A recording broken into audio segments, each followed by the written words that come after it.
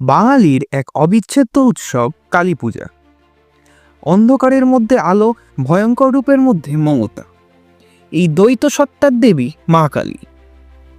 কিন্তু আপনারা কি জানেন, কালী পূজার উৎপত্তি আজ থেকে 1000 বছর আগে।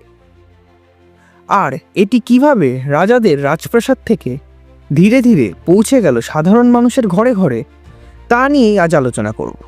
তবে চলুন আজ জেনে নিই কালী পূজার আসল ইতিহাস, তার তান্ত্রিক দিক এবং পুরাণের উৎস। আর সেই পথ চলা পুরাণ থেকে ব্রিটিশ আমল পর্যন্ত।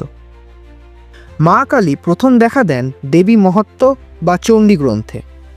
সেখানে তিনি দুর্গার ক্রোধ থেকে জন্ম নেয়া শক্তি।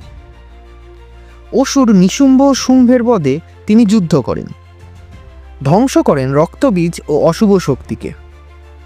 তার জিহবা লাল, চুল উন্মুক্ত আর চোখে ভয়ঙ্কর দীপ্তি। কিন্তু এখানেই শেষ নয়। কালিকা পুরাণে মা কালী আরও বিশদে বর্ণিত। তিনি সময়ের রূপ তথা কাল নিজেই, যে সৃষ্টি ও বিনাশের মধ্যে চিরন্তন ভারসাম্য বজায় রাখেন। কালী পূজার আসল শিকড় কিন্তু তন্ত্রে। তন্ত্রে কালী হলেন পরম শক্তি, যার রূপ ভয়ঙ্কর কিন্তু করুণাময়। তান্ত্রিক সাধকেরা তাকে উপাসনা করতেন অন্ধকার রাতে, শ্মশানে, দ্বীপহীন পরিবেশে, গোপনে। তাদের উদ্দেশ্য ছিল মোক্ষ, আত্মজ্ঞান এবং শক্তির সঙ্গে ঐক্য। তন্ত্রে কালী হলেন 10 মহাবিদ্যার প্রথম। তারা, বগলা, ছিন্নমস্তা, ভুবনেশ্বরী, ভৈরবী, ধূমাবতী, কমলা, মাতঙ্গী এবং কমলাত্মিকা সবাই এক এক রূপে একই শক্তির প্রকাশ।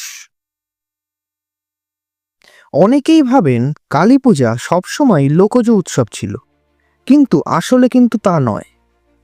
16শো শতাব্দীতে এক তান্ত্রিক পণ্ডিত কৃষ্ণানন্দ আগমবাগীশ কালী পূজাকে মূর্তির মাধ্যমে গৃহপূজার রূপ দেন। এর আগে দেবীকে উপাসনা করা হতো প্রতীক আকারে, যেমন ঘড়া বা পাত্রে। কৃষ্ণানন্দ আগমবাগীশ